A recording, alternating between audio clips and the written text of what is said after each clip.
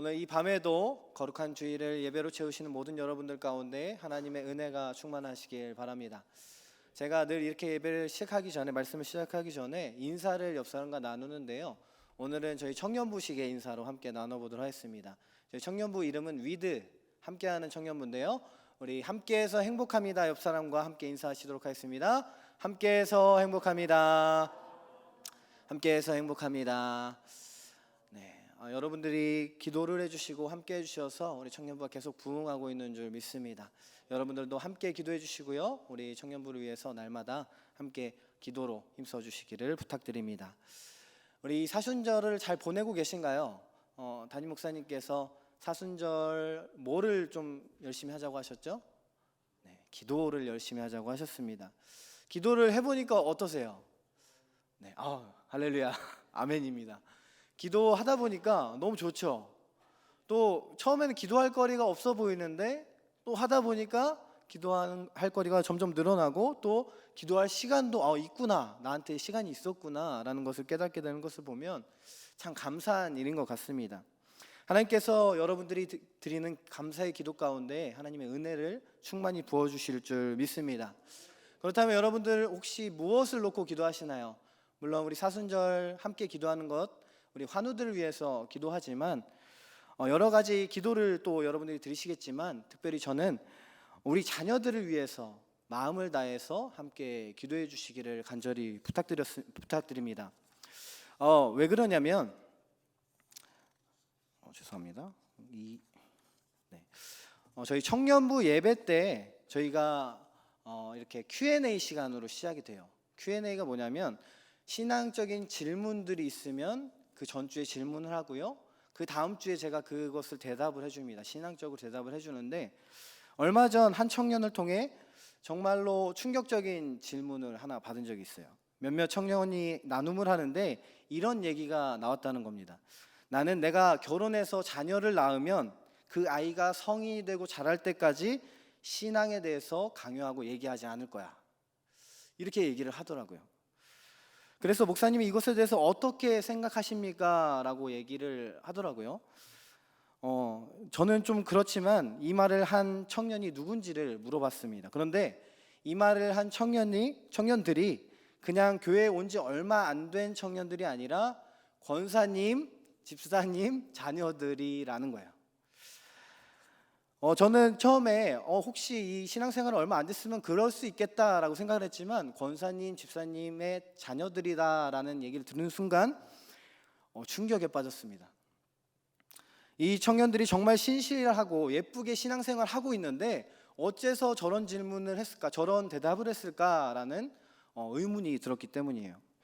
심지어는요, 부모님들도요 굉장히 신앙생활을 잘하고 계세요. 반듯하게, 그리고 남들이 보기에도 굉장히 잘하고 계십니다. 정말로 놀랍지 않습니까? 우리 자녀들이 이러한 생각을 가지고 있다니 말이죠. 물론 어떤 의미로 얘기하는지는 알겠어요. 너무 강요받아서 강제적으로, 때로는 신앙생활이 너무 싫어서 그런 말을 하는 게 아니겠습니까? 그러나 자녀들의 이러한 반응이 옳은 겁니까? 옳지 않은 겁니까? 여러분들도 아마 잘 알고 계실 것입니다. 그런데 사실 이 청년들의 질문은요, 그렇구나 라고 간단하게 넘어갈 질문이 아니라는 거예요. 다시금 그들의 질문을 떠올려 보면, 내가 결혼해서 자녀를 낳으면 그 아이가 성인이 되고 자랄 때까지 신앙에 대해서 얘기하지 않겠다라는 것에 사실 숨겨진 의미가 있다는 거예요. 무엇이 숨겨져 있으니까 그렇습니까? 먼저 부모와 자녀의 관계를 잘못 이해하고 있다는 거예요. 있는 부분이 있어서 그렇다고 볼 수 있습니다. 자녀들은 하나님께서 그 가정에 맡겨주신 사람이잖아요, 그렇죠? 맡겨주신 생명입니다. 물론 한 인격체라 우리가 존중을 해야 하긴 하지만, 맡겨주신 생명을 잘 키워나가는 것이 부모님의 도리예요. 또 사명이죠. 또 다른 이유는요, 씁쓸하게도 부모님들 중에서 온전한 신앙생활을, 그 삶을 보여주지 못한 것이 그 이유라 볼 수 있겠습니다. 제 딸이 이제 5살이에요. 5살인데요, 뭐든 잘 배워서 정말 스펀지같이 쑥쑥 흡수하는 것을 느낍니다. 어느 날은 아이와 차를 타고 이렇게 돌아오고 있는데 채아가 약간 매운맛의 과자를 이렇게 먹고 있었어요. 이게 자꾸 주더라고요. 그래갖고 먹었는데 계속 주니까 이제 좀 그렇잖아요. 안 먹고 싶은데. 그래갖고 아빠 매워 이러니까 채아가 이러더라고요. 아빠 맵찔이야? 이러더라고요. 맵찔이란 말 아세요? 매운 걸 못 먹는 거를 맵다랑 찌질이를 합쳐서 맵찔이라고 불러요. 근데 이게 신조어인데 이걸 어디서 들었는지 저한테 맵찔이야? 이렇게 물어보더라고요. 저는 그 말을 듣고 너무도 당황해서 너 맵찔이란 단어 어디서 배웠어? 이렇게 얘기하니까 갑자기 입을 꾹 다물고 이렇게 뒤를 돌더라고요. 누구한테 배웠겠어요? 네, 저나 아내나 우리 청년들한테 아마 배웠겠죠. 이렇게 아이들은 뭐든 다 잘 흡수합니다. 그게 좋든 좋지 않든 말이죠. TV에 많이 나오는 오은영 박사가 얘기했습니다. 우리가 잘 아는 말, 부모는 그 아이의 뭐다? 거울이다.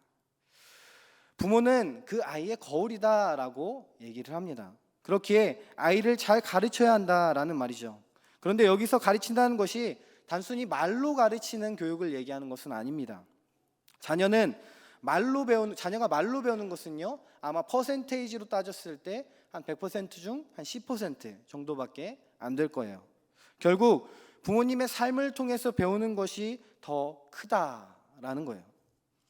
그렇게 가까이에서 부모님의 삶을 보니 신앙의 삶이 그리 행복해 보이지 않고 좋아 보이지 않아서 신앙을 갖기를 꺼려하는 자녀들이 있다는 겁니다. 이 질문이 얼마나 심각한 질문인지 아시겠어요? 조금 다가오셨나요? 그런데 여기서 끝나지 않습니다. 이 질문은요, 청년들이 얼마나 믿음을 가볍게 여기는지를 보여주고 있어요. 믿음과 신앙이 중요하지 않기에 장차 나올 자신의 아이들에게 믿음이 생기지 않더라도 나중에 자신이 선택하게 놔두겠다라는 말이에요. 저는 이 친구들에게 그럼 이렇게 묻고 싶습니다. 되려 이렇게 묻고 싶은데요. 아빠 엄마로 태어나서 애들한테 밥도 안 주고 재워주지도 않고 물도 안 주고 학교도 안 보내주는데 부모의 역할을 잘 감당하는 거냐? 라고 묻고 싶다는 거죠. 저는 이렇게 대답할 겁니다. 하나님을 알려주지 않고 신앙 교육을 하지 않는 것은 밥 안 주고 학교 안 보내주는 것보다 더 나쁜 거라고 말이죠. 정말 중요한 것, 신앙 교육, 믿음이라고 말을 해주고 싶습니다. 우리가 때로 믿음과 신앙을 가볍게 여길 때가 있지만 사실 믿음과 신앙의 삶은요, 죽고 사는 문제예요. 죽고 사는 문제. 우리는 가볍게 느끼고 있지만요.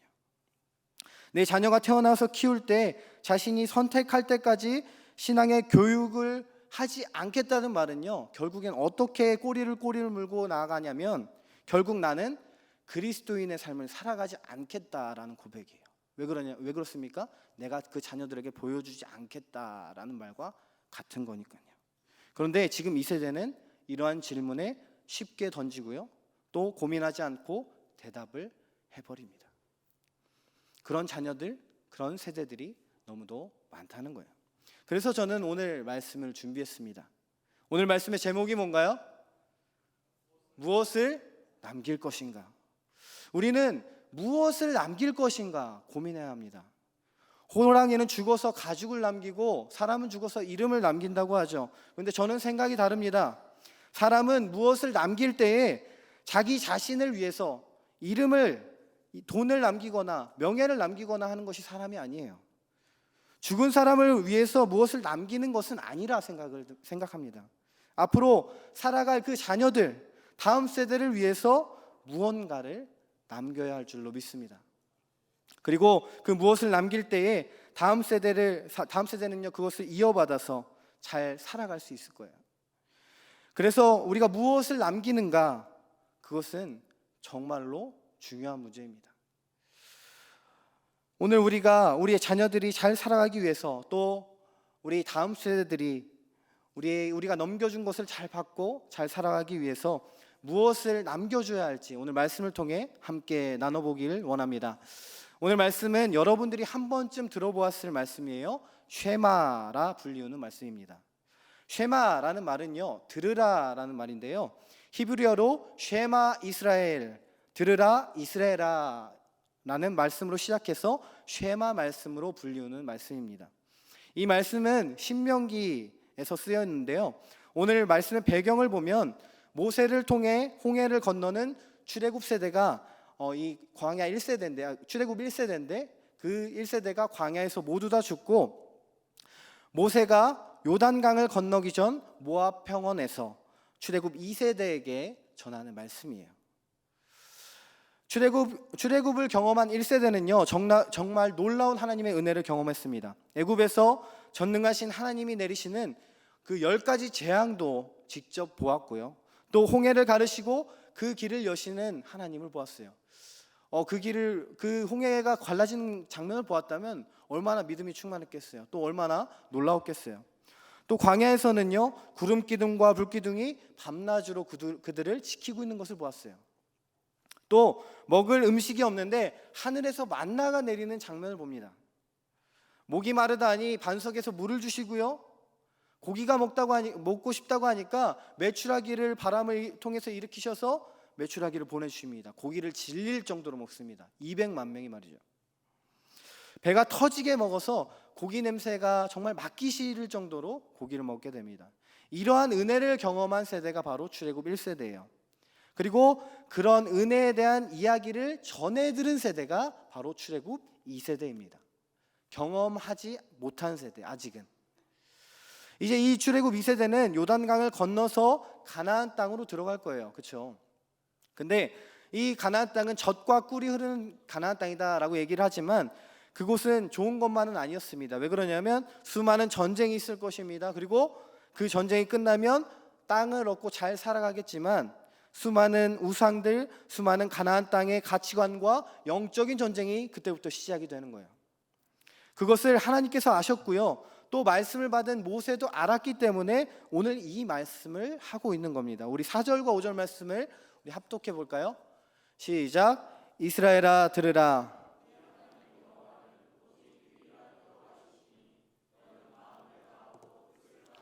힘을 다하여 내 하나님 여호와를 사랑하라. 아멘. 여기서 말하는 핵심이 뭔가요? 들어라. 그리고 유일하신 하나님을 인정해라 라는 거예요. 거기서 끝나지 않고 유일하신 하나님을 마음과 뜻과 힘을 다해 사랑하라 라고 말씀하고 있는 것입니다. 이 귀한 말씀, 하나님을 인정하지 않고 그를 사랑하지 않아서 가나안 땅에 들어간 이스라엘 백성들은 어떤 일을 겪습니까? 우상 숭배합니다. 그래서 하나님께서 이방 민족을 통해서 치세요. 가나안 땅의 신들을 자신의 신들이라며 계속해서 기웃기웃합니다. 그리고 그를 통해 살인, 음행, 거짓 등 온갖 죄를 다 짓습니다. 끔찍한 타락, 죄의 나라가 계속해서 되어버리는 거예요. 그것은 무엇 때문에 그렇습니까? 이 말씀을 잊어버린 거예요. 우리가 유일하신 하나님을 인정하고 그를 마음과 뜻과 힘을 다해 사랑해야 돼 라는 이 말씀을 잊어버린 겁니다. 그래서 파도와 같이 휩쓰는 이방신들과 휘황찬란한 그 우상들, 세상의 가치관들을 사랑하여서 그것을 따라가 버린 변질된 이스라엘 백성들이 된 것이죠. 이 결과는 결국 어떻게 됩니까? 이스라엘은 분열이 되고요, 이방 민족에게 짓밟히고요, 포로가 되고 몇천 년 동안 나라 없이 살게 됩니다. 그런데 이런 험난한 바다와 같은 인생을 살아가는 것이 비단 이스라엘만을 얘기하는 것은 아니에요. 세상의 수많은 가치관과 너무도 셀 수 없는 정보들을, 그리고 우상들이 있는 이 시대를 살아가고 있는 우리들, 그리고 우리 다음 세대들이 바로 이 말씀의 대상이라는 겁니다. 그렇기에 오늘 출애굽 2세대에게 하는 이 모세의 말씀이 믿음을 가지고 이 세대를 지나고 있는 우리가 꼭 듣고 다음 세대에게 전해줘야 할 사명의 말씀인 줄로 믿습니다. 우리가 우리들의 자녀에게 이 말씀을 전해주기 위해서 먼저 해야 될 것이 있는데요, 먼저 어떤 것을 해야 될까요? 5절 말씀을 합독하시겠습니다. 시작. 너는 마음을 다하고 뜻을 다하고 힘을 다하여 내 하나님 여호와를 사랑하라. 아멘. 우리가 자녀들에게 가르치기 전에 먼저 우리는 마음을 다하고 뜻을 다하고 힘을 다해서 하나님 여호와를 사랑해야 한다는 거예요. 잘 이해가 되지 않을 것 같아 한 가지 이야기를 제가 준비했습니다. 1942년 겨울 독일 나치 정권의 경찰인 게슈타포 경찰이 병사들을 이끌고 한 사람의 집으로 들어갔습니다. 그 집의 집은 빅터 프랭클이라는 유대인 의사의 집이었어요. 빅터 프랭클은 그 사람들에게 잡혀서 아내와 부모들과 함께 군용 트럭에 던져지듯이 실렸고, 이미 그 안에는 유대인들로 가득 차 있었습니다. 한참을 가던 그 트럭이 세워진 곳이 기차역이었는데, 유대인들이 독일군의 감시 아래 많은 사람들이 모여 있었어요. 그들의 얼굴에는 한 가지 공통점이 있었는데요, 모두가 죽음의 공포로 물들어 있었다는 것입니다. 기차가 도착하고 화물칸에 떠밀리듯이 타게 된 기차는요, 너무도 많은 사람이 타고 있어서 움직일 틈이 없었어요. 아이와 노약자들을 제외하고는 모두가 서서 그 기차를 타고 가게 됩니다. 얼마 정도 가서 기차가 도착했고 기차에 있는 모두는 내려야 했습니다. 그곳에는 더 많은 유대인들이 있었어요. 그곳이 바로 죽음의 수용소 아우슈비츠예요. 독일 군들의 손짓 하나로 남자와 여자와 노인과 아이가 구분이 됩니다. 서로 인사라도 하다가 지체가 되면 폭행이 이어졌습니다. 폭행뿐만이 아니라 이따금씩 총소리가 났는데, 그 한 발의 총소리가 날 때마다 이 어느 누군가의 엄마, 아빠, 가족인 이름 모를 한 사람이 죽어나갔습니다. 그 시체는요, 아무렇지 않게 질질 끌고 가버리고 말이죠. 그곳이 사랑하는 아내와 부모를 본 마지막 장소였다고 하네요. 남자들로 이루어진 긴 행렬 끝에 모든 옷이 벗겨집니다. 그리고 그곳에서 옷 속에 숨겨두었던 소중한 원고 뭉치를 들키게 되죠. 이를 발견한 독일군은요, 이건 뭐야 하면서 원고를 난로불에 던져버리게 됩니다. 그리고 모두 다 타서 재로 변하게 되죠. 이때 이 프랭클은 아내도 부모도 잃은 이 박사에게 그 원고는요, 마지막 정신적인 지주였다고요. 그런데 그것까지 다 타버리면서 자신이 살고자 하는 희망도 잊어버립니다. 멍하니 모든 희망을 잃어버린 빅터 프랭클은요, 호통치는 독일 군들이 소리치면서 먼저 죽은 그 유대인들의 옷을, 그 죄수복을 입으라 이렇게 얘기를 하는 거예요. 그러니까 얼른 갈아입지 않고 뭐해 하는 호통 소리에 그는 기계적으로 그 옷을 입게 됩니다. 독일군의 감시 안에 작은 판자로 된 막사에 배정이 되고요, 몇 안 되는 침상에 있는 그 침상에는요, 너무도 많은 사람들이 배정되어 있어서 몸을 뒤척일 수도 없었다라고 합니다. 그나마 다행인 것은 옆 사람의 온기로 추위를 조금이나마 막을 수 있다는 사실이었죠. 너무도 경악스러운 하루를 보냈는지 막사는 조용했습니다. 앞으로 어떻게 될까? 아내와 부모님들은 어떻게 되었을까? 수많은 상념들 때문에 잠이 들지 못하던 그때 옷 한쪽에서 뭔가 작고 딱딱한 것이 느껴져서 이게 뭐지? 했던 것이 생각이 났습니다. 그래서 조심스럽게 옷 솔기에 있는 딱딱한 그것을 꺼냈어요. 그것은 아주 작게 돌돌 말린 종이 쪼가리였습니다. 작은 글씨로 무언가 그곳에 쓰여져 있는데 거기에 무엇이 쓰여져 있을까요? 바로 이 말씀입니다. 이스라엘아 들으라, 우리 하나님 여호와는 오직 유일한 여호와이시니 너는 마음을 다하고 뜻을 다하고 힘을 다하여 내 하나님을 사랑하라. 이 하나님의 말씀은 지금 내가 너를 구해줄게, 네 목숨을 지켜줄게 하는 말씀이 아닙니다. 절망조차도 남아있지 않은 그 상황, 인간이 이 땅에서 경험할 수 있는 가장 지옥과 같은 상황에서 마지막 남아있는 마음과 뜻과 힘을 다해서 여호와를 사랑하라 라고 지금 그 말씀에 직면해 있는 거예요. 내 몸 하나 지탱할 수 없는 이곳에서 내 모든 것을 다해 하나님을 사랑하라고요 하는 생각이 우리에게 들지 않습니까? 그런데 이 글을 읽는 순간 이 박사는 눈에서 눈물이 왈칵 쏟아졌습니다. 이스라엘아 들으라, 이 말씀이 마치 하나님의 음성 같았고요, 하나님께서 직접 그곳에 내려오셔서 품으로 안아주셔서 말씀하시는 것 같았습니다. 그래서 빅터 프랑클 박사는 그날 이후로 결단합니다. 하나님을 사랑하자. 하나님을 사랑하자. 힘든 노동과 형편없는 식사, 뼛속까지 파고드는 추위와 허기, 자꾸 바닥으로 내려가는 마음을 하나님께 집중합니다. 때로는 닥친 상황이 너무도 고통스러워서 울면서도 이렇게 고백합니다. 하나님을 사랑하는 마음을 주세요. 하나님을 사랑하는 마음을 주세요. 이것이 바로 마음과 뜻과 힘을 다해 하나님을 사랑하는 거예요. 우리의 고백, 단순한 그런 고백이 아니라 우리의 모든 것을 다해 사랑하는 것, 그것이 바로 마음과 뜻과 힘을 다해 사랑한다는 것이죠. 그리고 언젠가 우리가 이러한 처절한 상황을 마주했을 때도 여러분들은 이러한 고백을 하실 수 있는지 여러분들이 한번 스스로 물어보시길 바랍니다. 그리고 하나님께 기도하시길 바라요. 내가 하나님을 사랑하는 마음을 달라고 말이죠. 저와 여러분들이 매일매일 마음과 뜻과 힘을 다해 하나님을 사랑하는 자들이 되기를 간절히 축원합니다. 우리들의 삶을 돌아보십시오. 정말 하나님을 사랑하는 자들처럼 살아가고 있는지. 그럼 분명히 우리 자녀들과 다음 세대 친구들이 다 알 거예요. 우리 부모님은 정말 하나님을 사랑하는 사람이야. 우리 장로님을 보면 하나님이 정말 살아계신 것 같아. 우리 권사님, 집사님을 보면 정말 예수님의 모습이 떠올라. 진정 하나님을 마음과 뜻과 힘을 다해 사랑하시고 하나님의 뜻을 이루시는 우리 큰빛교회의 모든 성도님 되시기를 간절히 축원합니다. 마음과 뜻과 힘을 다해 우리가 주님을 이제 사랑한다면 다음은 무엇입니까? 우리 6절 말씀을 보겠습니다. 시작. 오늘 내가 내게 명하는 이 말씀을 너는 마음에 새기고.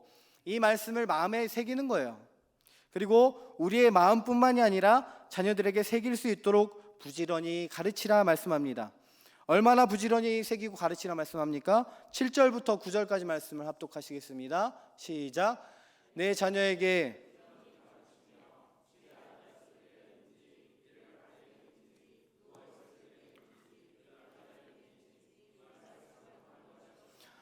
너는 또 그것을 내 손목에 메어 기호를 삼으며 내 미간에 붙여 표로 삼고 또 내 집 문설주와 바깥문에 기록할지니라. 아멘.